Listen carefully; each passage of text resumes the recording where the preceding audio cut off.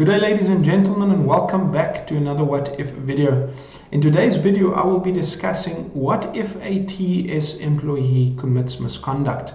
Who is responsible or who may take disciplinary action? Is it the TES or is it the client? Now, as you are aware, in 2015, the Labour Relations Act was amended and it now contains the famous deeming provision in section 198 capital A. This section provides that employees who earn less than the annual earnings threshold and who are not performing temporary work are deemed to be the employees of the client for purposes of the LRA and not employees of the TES.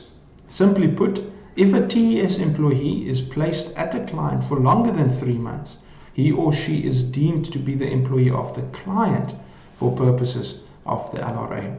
Now, in today's video, I will be unpacking a scenario where a TES or labor broking employee who is deemed to be the employee of the client commits misconduct.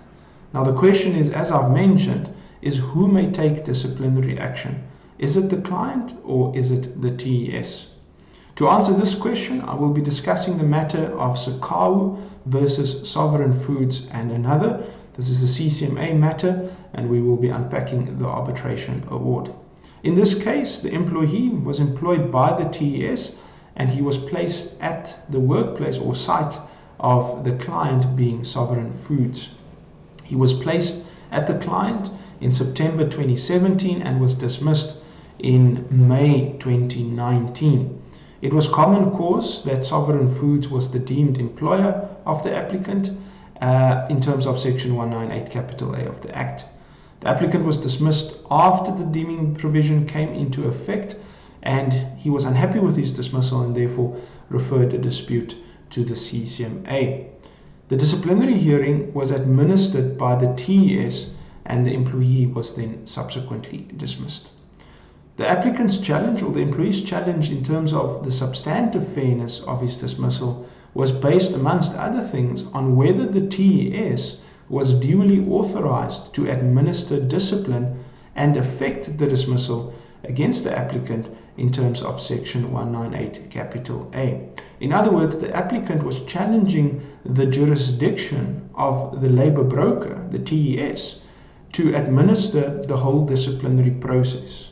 His argument was that because he is a deemed employee, he is the deemed employee of the client, Sovereign Foods, that Sovereign Foods was supposed to do the hearing and take disciplinary action. He obviously also challenged the fairness of his dismissal in terms of the harshness of the sanction, etc.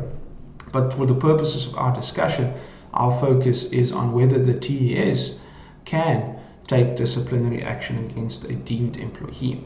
Now, at arbitration, the two respondents, being the client and the labor broker or TES, they argued that the TES was providing these services, the chairing of the hearing, etc., in terms of a service level agreement with the client, and that it was permitted to take this action, in other words, dismiss the employee, given the triangular relationship between the parties.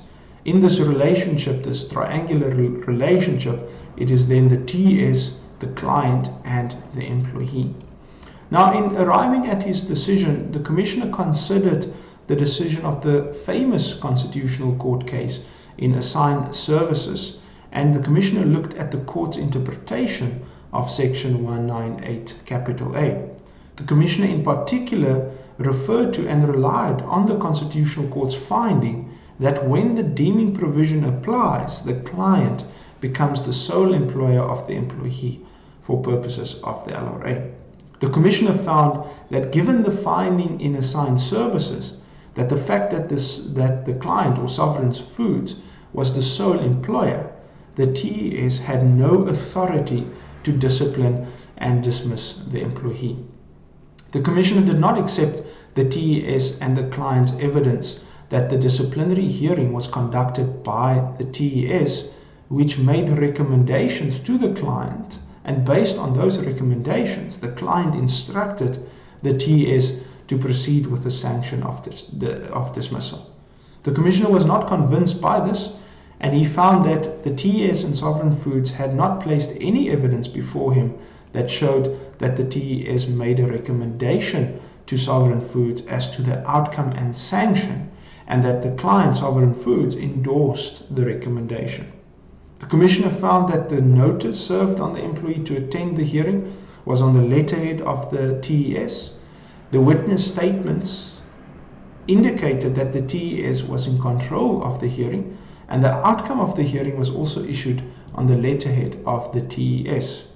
The Commissioner reasoned that all of this was an indication that the TES initiated and concluded the disciplinary process without Sovereign Foods having any say in the matter.